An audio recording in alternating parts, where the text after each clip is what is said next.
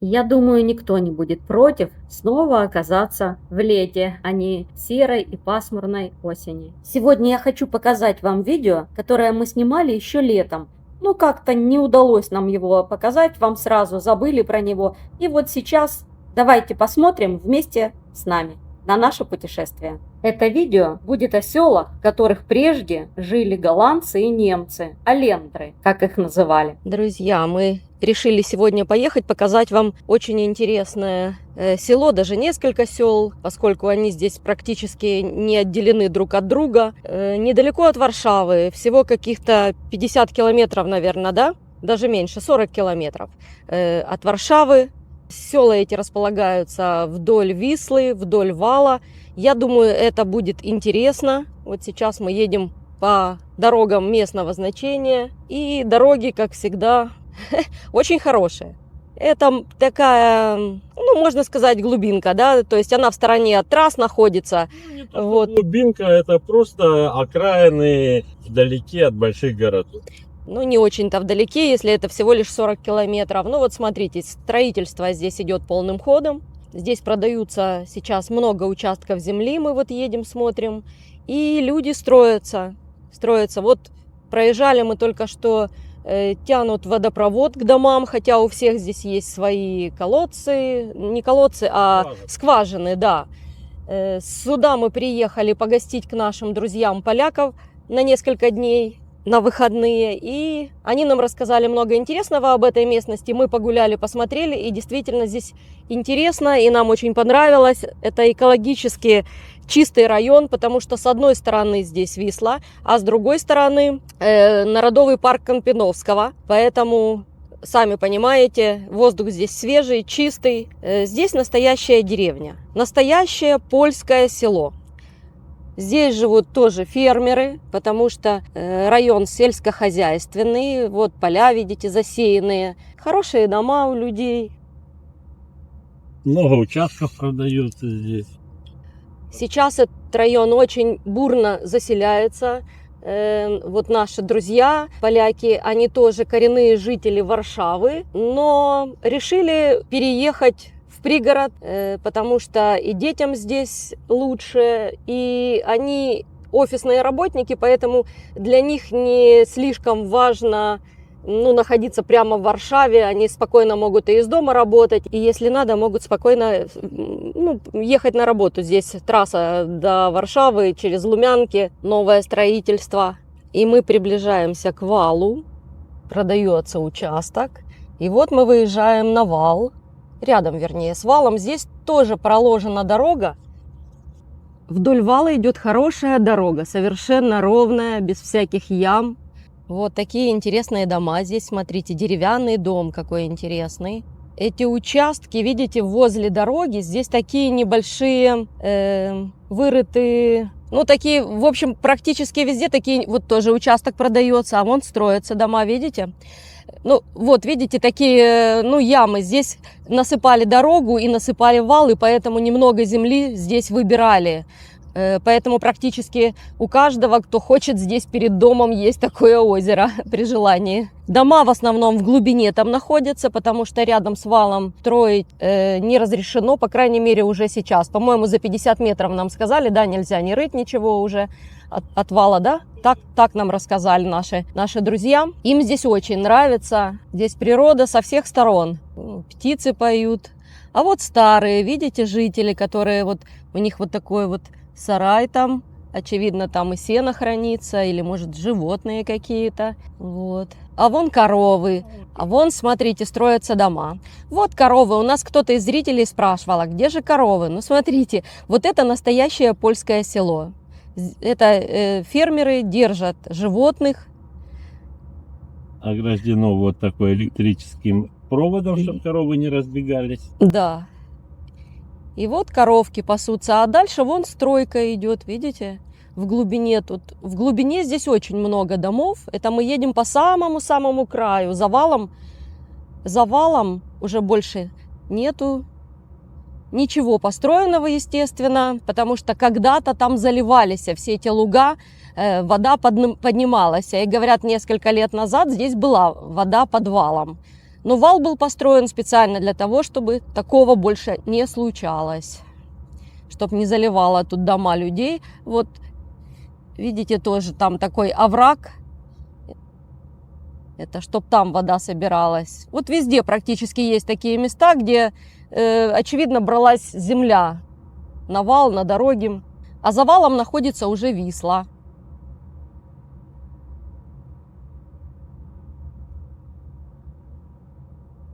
Вот тоже видите, вот новый домик. И тут же соседствует он с такими уже немолодыми постройками. Здесь когда-то эти территории, они сильно затапливались, когда этого вала не было. И, по-моему, еще в 16 веке сюда приехали поселенцы из Голландии, Фрисляндии, да, Северной Германии. Приехали, их называли алендрами. И алендерские поселения, или аленджи, это были такие земледельцы, они мелиораторами были хорошими, и они тут селились, и вот эту вот всю болотистую местность, там, где практически невозможно было заниматься, жить невозможно было и заниматься сельским хозяйством, они вот это вот все осваивали, и эти поселения можно узнать по остатке. Этих поселений можно узнать по рядам ив старых таких и по остатков домов, которые находятся на таких холмах, возвышенностях, потому что все здесь затапливалось. И вот они здесь занимались сельским хозяйством, представляете? Да, вот тут осталось много таких ив старых. Может, даже покажем, там за валом есть такие ивы, нам показывали их вчера. Очень-очень старые деревья. А вот смотрите, а вот и лошадки. Возле дома пасутся, да. Вот, кто-то переживал, что нету животных. И животные, конечно, есть. Тем более, это 50 километров всего от Варшавы, и вы видите. Вот люди занимаются здесь. Нормальное сельское хозяйство. Да, ведут нормальное сельское хозяйство. И животные есть, и поля обрабатываются, и всего лишь за 50 километров от Варшавы. Вот. Это в черте города, конечно, ничего не будет возле дворов, а здесь и лошадки, и некоторые даже декоративных держат пони, часто можно увидеть. Вот это, я думаю, какой-то остатки поселения вот как раз вот этих алендров. Видите? Заброшенное, совершенно старое строение. И одно, и второе. А вот мы, друзья, поднялись на вал. И вот с левой стороны, видите, у нас полностью здесь леса. Плавни, так сказать. Тоже деревья здесь, видите, огромные, тополя высоченные. А впереди вон как раз вот эти ивы, про которые мы вам говорили. Эти ивы, кстати, специально высаживали эти поселенцы алендры, аленджи, для того, чтобы когда было весеннее половодье, льдины разбивались о их стволы. И вот эти вот посадки, они стройными такими рядами, ровными, это можно увидеть в некоторых местах, они были высажены как раз вот, чтобы не пропустить эти льдины. Потому что вала здесь этого не было. И их вот дома, они все стояли на таких холмах и выглядели как корабли. Они всегда стояли носом, так сказать, против ветра. Окна у них были направлены в сторону Вислы, в сторону реки. И двери были двойные для того, чтобы лучше сдерживать воду, если она подымалась высоко. Это не я придумала, это я специально поинтересовалась этой информацией в литературе об этих местах. Тут, кстати, есть туристический маршрут именно по следам алендров. Это можно в интернете, кто интересуется, посмотреть. Есть и музей, посвященный этим поселениям. Вот, это очень интересно. Для нас это было открытие, потому что интересные территории, такие интересные постройки старинные. Здесь жили немцы, голландцы. Так, спускаемся с вала. Вот, друзья, мы остановились и подходим к этим домикам алендерским, да. Это были мелиораторы, земледельцы. Они хорошо жили со своими соседями, поляками. Говорят, что даже когда в Первую мировую войну они должны были покинуть эти земли, репрессии начались на них, то поляки взялись ухаживать за ихними полями, а когда те вернулись после этого периода, все это поляки вернули этим алендрам, и они продолжили здесь заниматься земледелием и всем остальным. Вот, посмотрите, какой дом. Он полностью деревянный и стоит на фундаменте высоком, да, кирпичный фундамент. Фундамент, и видите, какое соединение. Без гвоздей, рыбий хвост, по-моему, называется. Точно не скажу. Но вот это вот старая постройка тех годов. Представляете? И она, ну вот ее немного, так сказать, поела что-то, но она еще держится, но это я даже не представляю. У них первое поселение в 1800 каком-то там. В 16 веке алендры появились на территории Польши, ихние поселения. Ух ты! Тут красиво, правда, я сейчас подойду. Это какой-то был для животных. Может, конечно, нет, не для животных. И высокий фундамент как раз, чтобы не заливала вода. Ну, видишь, как интересно.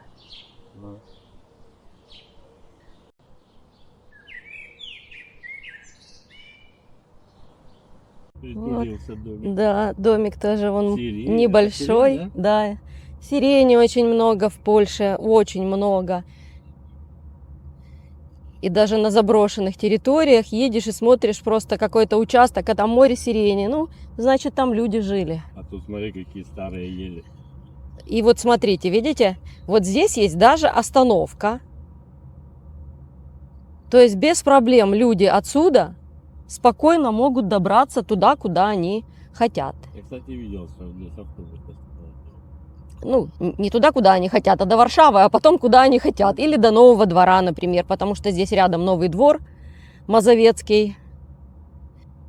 На деревьях висят объявления о том, что будьте осторожны, разбрасывали таблетки от бешенства для лис. И чтобы домашние животные эти таблетки не ели. Здесь это каждый год происходит весной. Вот видите, дома все расположены вдалеке от вала, потому что, я же говорю, есть такое правило, такой закон, на каком расстоянии от вала могут находиться строения и какие территории относятся к разрешенным к строительству, а какие тут есть луга, пасовиска сталы, например. Вон лошадка пони, смотри. Вот тоже дом строят. Ой, да, лошадка пони. Лошадка пони. Лошадка пони. Пасется. А вон коза. Ой, а вон, смотрите, какое строение. Гляньте. Это человек сделал себе ветряк. Посмотрите. Он добывал электричество. Пасется коза или козел, вернее, козел, да. И вот такое интересное строение. Заморочился конкретно человек. И смотрите, это просто в деревне. Это небольшая деревня. На своем участке человек сделал вот такую вот интересную конструкцию. Изобретатель, да. Да. Что-то еще там интересное у него построено, но отсюда не видно. Или строится, может быть. Вот. Вон утки. Да, ну, я же говорю, настоящее польское село. Вот вам и трактора возле дома, вот вам и сельское хозяйство да, возле дома. и животные. Вот старый дом. А нет, это, извиняюсь, не старый. Нет, это просто живут люди. Поют птицы, вокруг природа. Нету никакого грязного воздуха, как в Варшаве и во всех крупных городах. Многие здесь покупают сейчас участки, строятся, выезжают с Варшавы. Смотри, вот это очевидно, да. Да. Смотри, видишь? Ну он похож, да, он в землю аж врос. Вот тоже деревянные такие вот у него стены из такого же, ну также построен, то есть, да? Ну да, такая же конструкция. Вот Это вот тоже вот эти вот дома, которые остались от этого поселения немецко-голландского. Вон тоже деревянное здание, строение такое. Смотрите, видите? Новый аккуратный домик и такие стодолы. Вот. А вон новый дом уже, тоже деревянный построили. Спокойная жизнь, размеренная, спокойная жизнь. Детей здесь забирают школьные автобусы. Рядом здесь есть 2 школы, детские сады, ясли, магазины, медицинский пункт. Здесь все это есть. Многие здесь себе небольшие такие строят дачки. Тоже будем проезжать, мы вам покажем. Вон, видите, построили маленький домик. Ну, дачный кто-то. Может быть, дачный, да. Потому что, видишь, участок свободный был. Фермерские такие тут участки, фермерские села. Но там в центре уже много городских жителей туда приехало и строят сейчас дома. А вон, видите, тоже поставили такой, это как контейнер какой-то, да? Контейнер жилой, да. Да. Как дачный такой вариант, что можно приехать и там жить. Я тоже вон к дому, видите, высадили такие деревья красивые. Все, что к валу ближе расположено, это все либо поля, либо пастбища. А вон, смотрите, олень стоит, смотрите, косуля. Испугался. Да, маленький. Сарна. Сарна, да.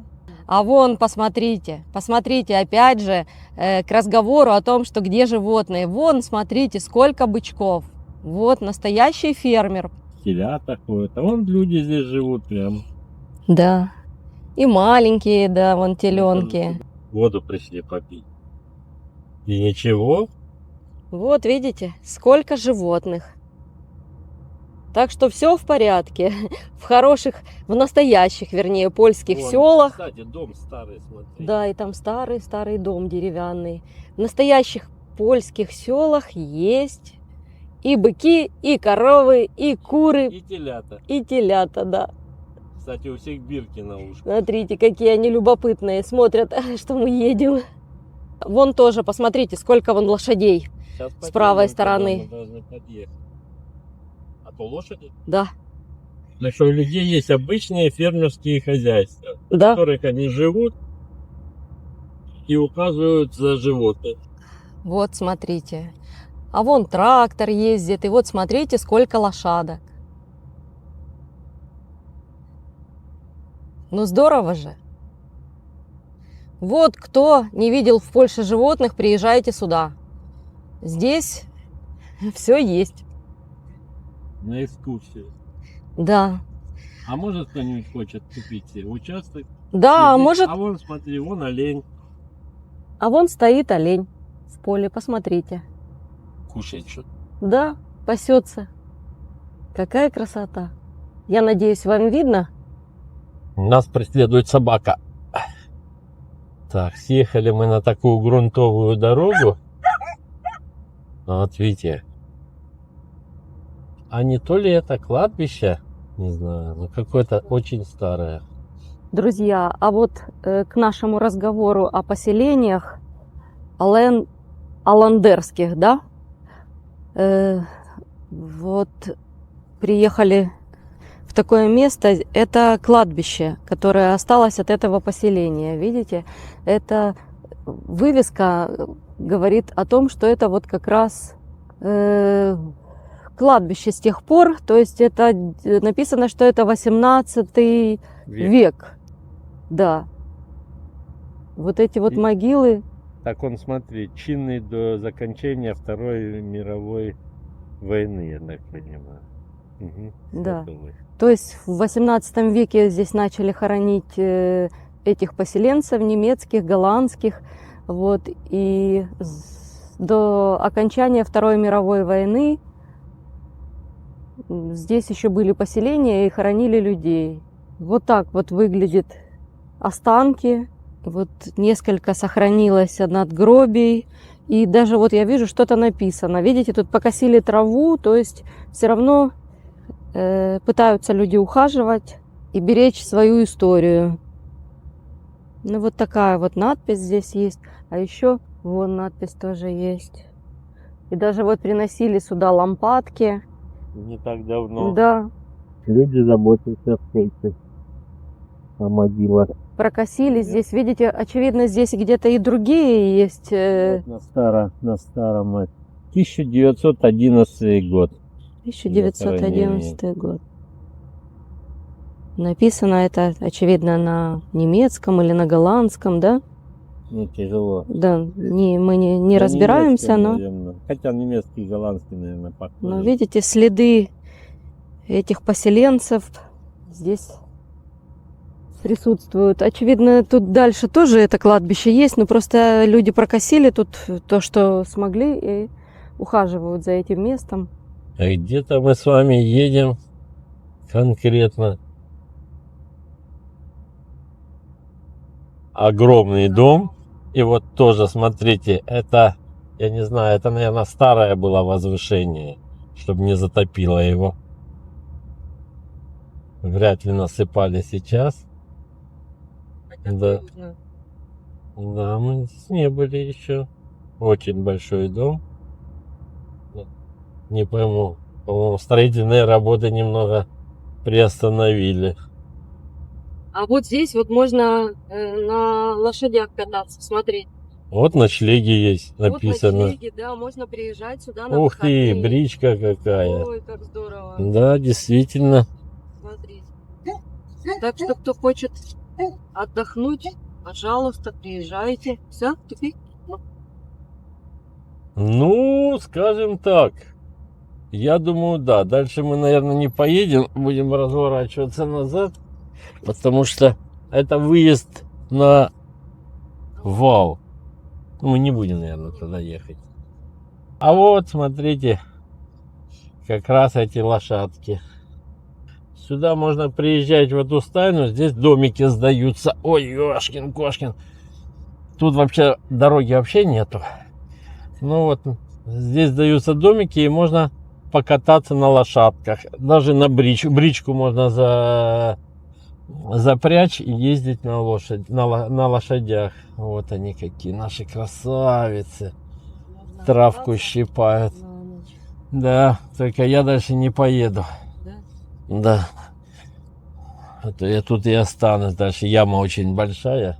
Выезжаем отсюда. Ну, лошадки, смотри, она прям к нам идет. Думаешь, к нам? Ну, не К нам будет. они все идут к нам. Да. Надеюсь, что на них покатаются, да? Ну, наверное, людей любят. Ну да, если на них катаются, то они привыкли к людям. Да, тут на тракторе только проехать можно. Специально такую дорогу тут оставили, Чтобы не ездили, да? не пугали животных. Может быть. Сейчас выезжаем отсюда, потому что мы тут можем немного не проехать. Вот с правой стороны старый дом на возвышенности, кстати. Жилой. Жилой, да. Да, вон тут у них оформлено, как видишь, собачка гавкает. Да, место для лошадок, чтобы они зимовали. А вот это тоже домики под сдачу. Многие здесь покупают сейчас дома не только на постоянное проживание, а и просто дачи. Приезжают на выходные и отдыхают здесь. Ездят на велосипедах. Здесь просто отличные места для того, чтобы ездить не по трассам городским. Видите, вот строятся дома. А вот очень старое тоже здание какое-то. Из красного кирпича. Оно не жилое, я понимаю, но я показываю. Да, очевидно, да. Вот видите, населенный пункт. Вот так называется. Вот тоже участок с левой стороны купили. И начинают строиться. Первым делом люди строят беседку. И поставили домик, видите, голландский. Не голландский, а прицеп кемпинговый, да. Чтобы можно было приезжать и хотя бы на выходные есть где поспать и где отдохнуть. Вот огромные поля, солнечные панели очень много. Да, на домах, видите, солнечные панели вот установлены. Рядом с домами тоже вот целые площадки такие люди установили. И вон лошадки у людей прямо под домом, видите? Вот Магазин эти небольшой, да, есть. Вон еще один. Да, с другой. Конкуренты. Есть вот дома, которые уже разрушенные, но, значит, на их месте будет новый дом. Разные вот есть деревянные такие, в них тоже живут еще.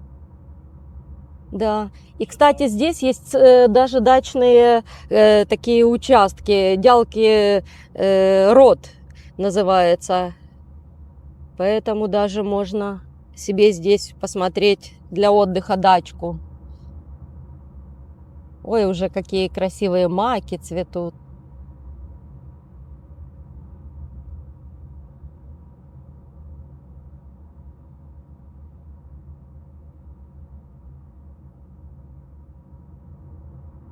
И мы вот с вами снова едем к валу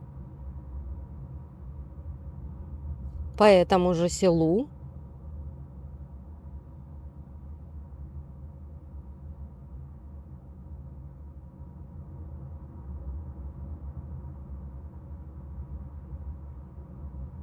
Вот и теплицы у людей, и дома вот такие вот современные, хорошие уже.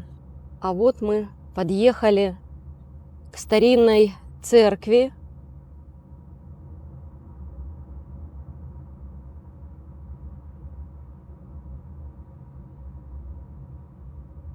Ну вот, друзья, мы остановились, чтобы показать вам старинный костел. Это лютеранская церковь или менонитская, как некоторые говорят, источники. Это была церковь тоже Алендров, относится к тому времени. По-моему, 1923 год постройки, я точно не знаю, может, мы сейчас увидим. Видите, она тоже деревянная. Это исторический памятник, она уже не посещается, но можно вот так вот приехать и посмотреть. Вот так она выглядит, посмотрите. А сверху вон немножко даже уже разрушилась. Это очевидно, что колокольня там была, да? Или звонница. Вот такой деревянный старинный костел. Ну, он, я так понимаю, уже не функционирует, да? А вон сверху тоже, смотри, это какая площадка. Историческая память сохранилась.